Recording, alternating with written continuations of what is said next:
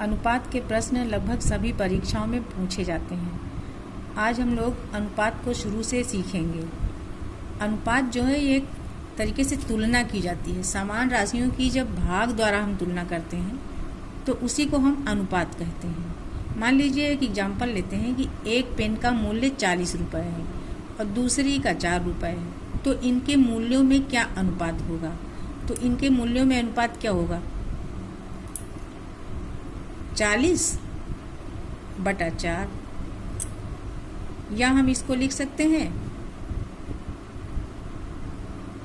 10/1। अब इसको हम अनुपात के निशान में कैसे दिखाएंगे? यानी 10/1।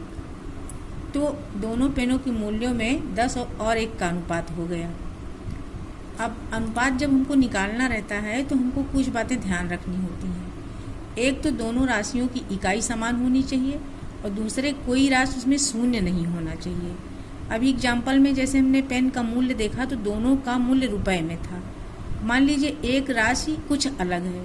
जैसे अगला एग्जाम्पल हम देखें कि 90 पैसे और ₹3 को सरलतम अनुपात में व्यक्त कीजिए। तो यहाँ पर 90 पैसे हैं और रुपए में 3 है। तो हम क्या करेंगे? 90 अब 3 रुपए को हम 300 पैसे में लिखेंगे। तो इनके बीच में 90/300। अब अनुपात में हम इसको इस तरीके से लिख सकते हैं 90/300। अब इसको हम सरल करेंगे। तो सरल करेंगे तो क्या हो जाएगा? 0 0 दोनों तरफ से कट जाएंगे और 3 तिया 9 और 3 दहम 30। तो 90 पैसे और 3 रुपए में 3:10 का अनुपात है। अब हम इसके आगे सीखेंगे अनुपातों की तुलना कैसे करें। मान लीजिए दो चीज़ों में अलग अलग अनुपात है और दोनों अनुपात समान है, तो इसको हम समानुपात कहेंगे। समानुपात के निशान में 2 के बजाय 4 पॉइंट हो जाते हैं। अब यहाँ पे एक एग्जाम्पल है, जैसे 50/45। तो इसको हम जब सिंप्लीफाई करेंगे तो 10/9 आ रहा। ऐसे ही 40/36 में भी हम देख रहे हैं कि 10/9 आ रहा है। तो ये 50/45 समानुपात 40/36। इसको हम इस तरीके से लिख सकते हैं, यानी ये दोनों राशियां समानुपात में हैं। इसमें कभी कभी ऐसे प्रश्न दे देते हैं कि कोई एक राशि अज्ञात कर देते हैं, मान लीजिए उसको x लिख देते हैं। तो वहाँ पे हमें ये करना होता है कि समानुपाती राशियों में जो ये मध्य पद होते हैं इनका गुणनफल और बाह्य राशियों का गुणनफल बराबर होता है। एक एग्जाम्पल है 2.5/x समानुपात 1.25/2.5। अब यहाँ पे हमें x की वैल्यू फाइंड करनी है। तो यहाँ हम क्या करेंगे? x और 1.25 का गुणनफल, यानी ये मध्य वाली राशियों का गुणनफल बाहर वाली राशियों के गुणनफल के बराबर होगा। इधर 2.5, इधर भी 2.5। अब यहाँ से हम x की वैल्यू फाइंड कर लेंगे। तो हम क्या करेंगे? 1.25 इधर आके डिवाइड कर देगा। 2.5 × 2.5 / 1.25। अब डेसिमल कट हो जाएगा क्योंकि 2 डिजिट इधर है 2 डिजिट इधर है, तो डेसिमल ख़त्म हो जाएगा। उसके बाद क्या होगा? 25 एकम 25, 25 पंचे 125 और 5 पचे 25।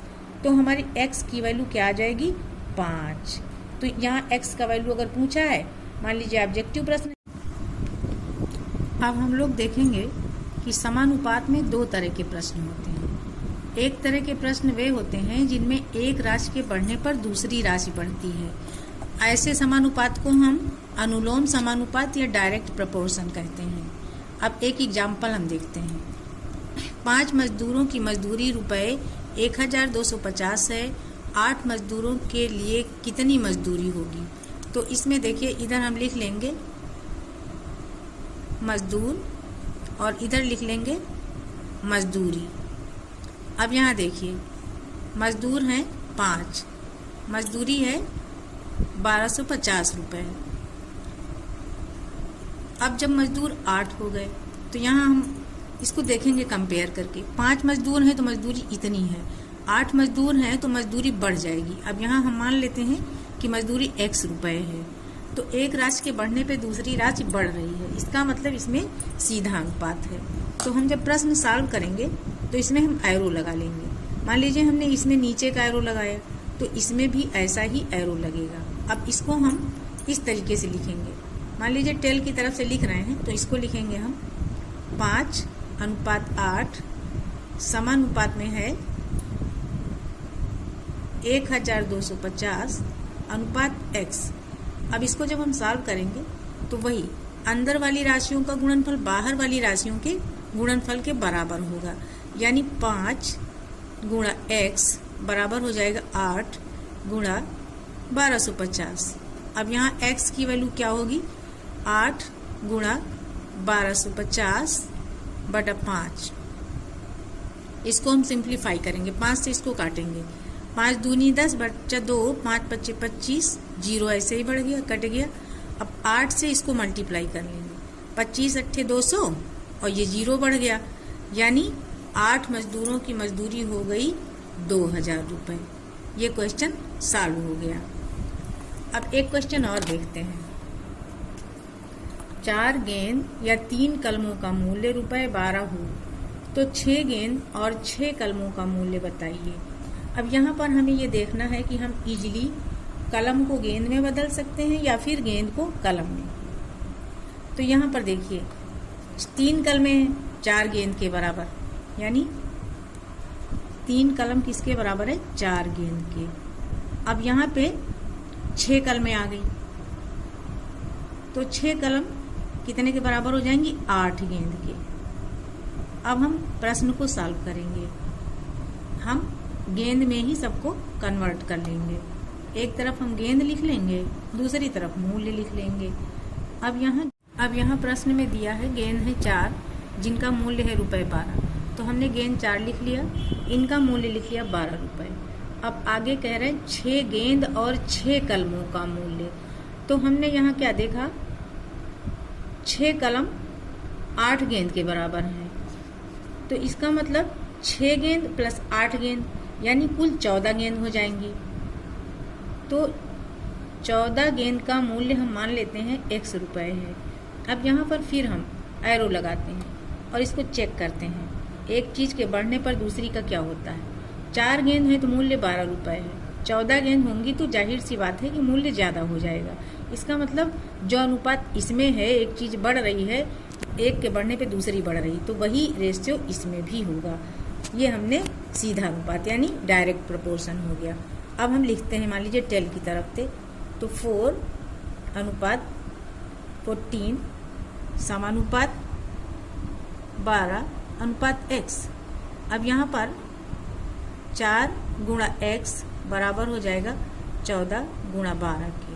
अब x की वैल्यू यहाँ क्या हो जाएगी, 4 इधर आके डिवाइड कर देगा, 14 गुणा 12 बटा 4, 4 तियाँ 12। अब यहाँ देखते हैं 14 तियाँ 42 रुपये हो गया। 6 गेंद और 6 कलमों का मूल्य 42 रुपये, यही इसका आंसर हो गया।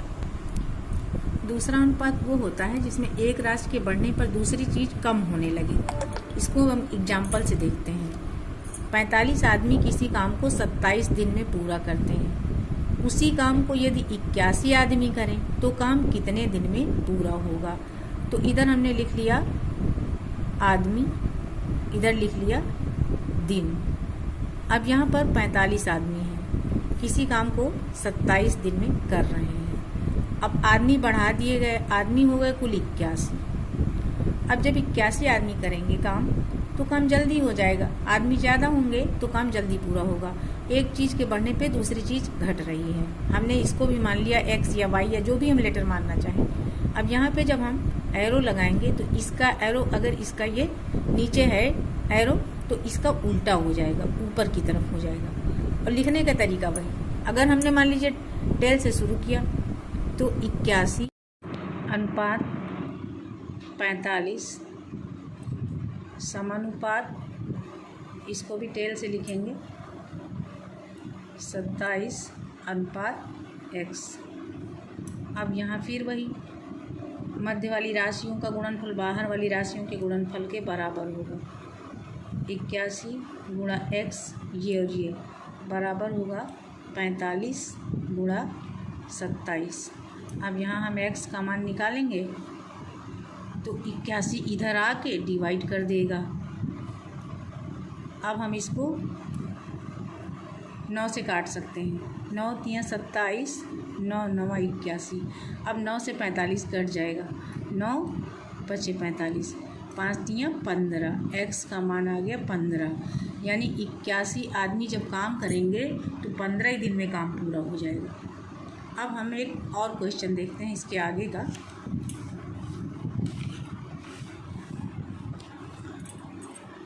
एक छात्रावास में 300 छात्रों के लिए 15 दिन की राशन सामग्री है।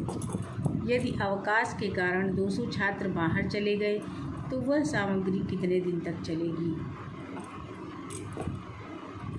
यहाँ पर हम एक तरफ लिखेंगे छात्र, दूसरी तरफ दिन।